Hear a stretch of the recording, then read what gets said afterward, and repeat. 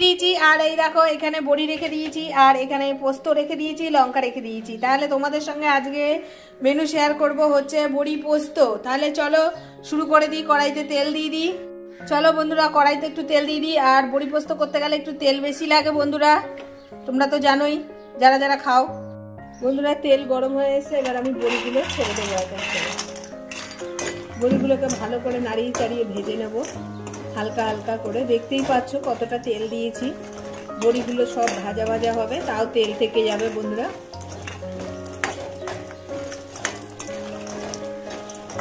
আর বড়িটাকে পারলে একটু ঝিমা আঁচে ভাজবে, তাহলে সুন্দর লাগবে খেতে আর বড়িগুলোও পুড়বে না। দেখতেই পাচ্ছ আমার বড়িগুলো কি সুন্দর আস্তে আস্তে লাল হয়ে আসছে। চলো এবার বড়িগুলোকে তুলে নেব।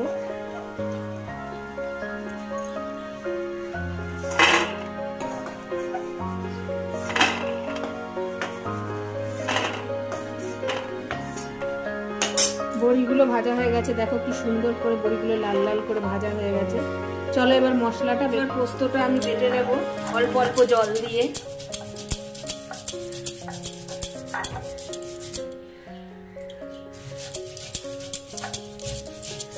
একবারে জল দিলে শিলপাটা থেকে পড়ে যাবে গড়িয়ে।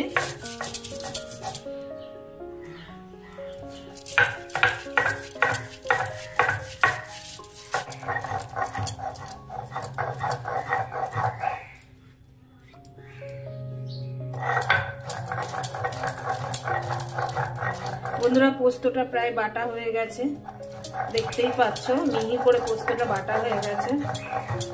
এবার আমি বাটিতে তুলে নেব।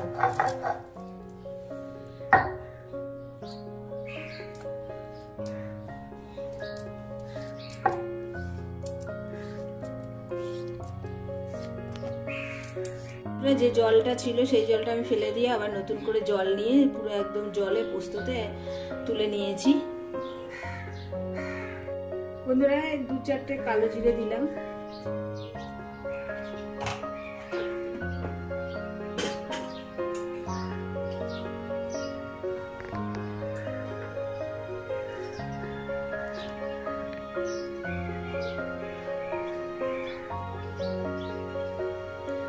বন্ধুরা জলটা পুরো ফুটে গেছে, দেখতে পাচ্ছ। এবার বড়িগুলোকে ঢেলে দেবো।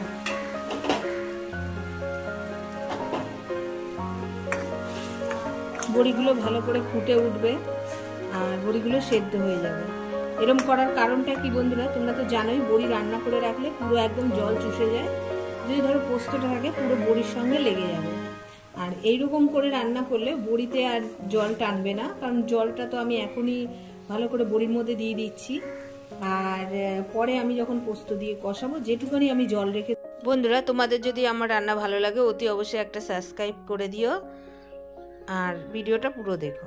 অবশ্যই পুরো ভিডিওটা দেখো আর একটা লাইক দিও আর বন্ধু বলে পাশে থেকো, ঠিক আছে? তাহলে হতে থাক। বন্ধুরা দেখো জলটা কতটা টেনে গেছে আর বড়িটাও নরম হয়ে এসছে। এবার আমি বড়িটা এর মধ্যে ঢেলে দেবো।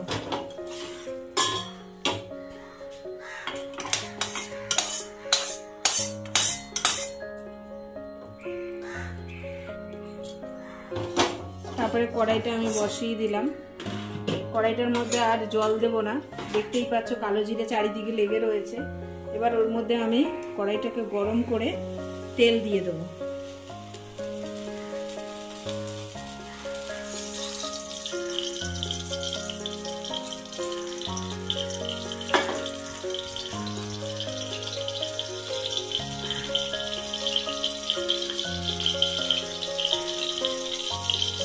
আর একটু তেল লাগবে।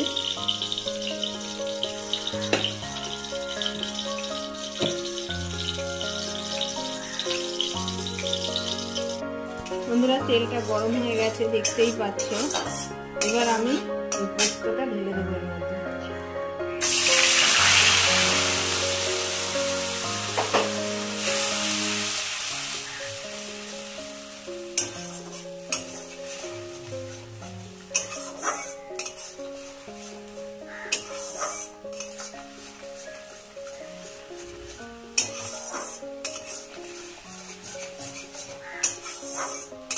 পোস্তটা ভালো করে কষানো হবে বন্ধুরা। তো পোস্ত চারি সাইড দিয়ে তেল বেরিয়ে এসছে, তার মানে আমার পোস্তটা কষানো হয়ে গেছে বন্ধুরা। আর দেখতেই পাচ্ছ কি সুন্দর একটা কালার চলে এসছে। চলো এবার আমি বড়িটাকে এর সঙ্গে ঢেলে দেবো।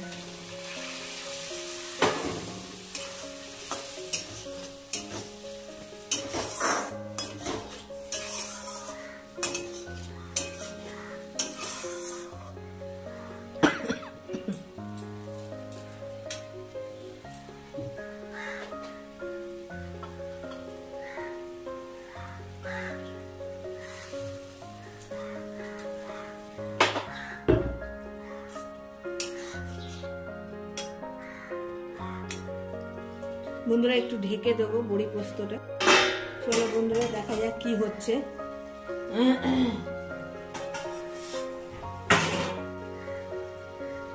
দেখো বড়ি পোস্তটা কি সুন্দর হয়েছে, সবকটা বড়ি গোটা গোটা রয়েছে।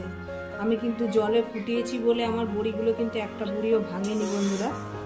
এরমভাবে বড়ি পোস্ত বানিয়ে তোমরা খাবে। চলো তাহলে ঢেলে দিয়ে এবার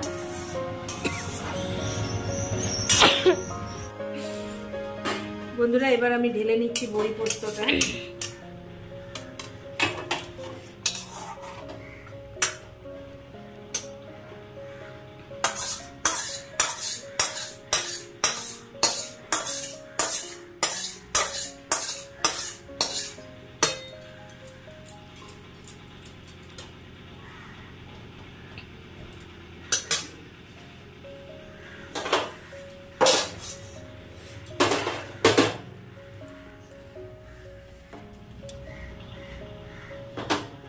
দেখো বন্ধুরা কি সুন্দর বড়ি পোস্তটা গোটা গোটা রয়েছে বড়িগুলো। আজকের ভিডিওটা এইটুকানি, টাটা।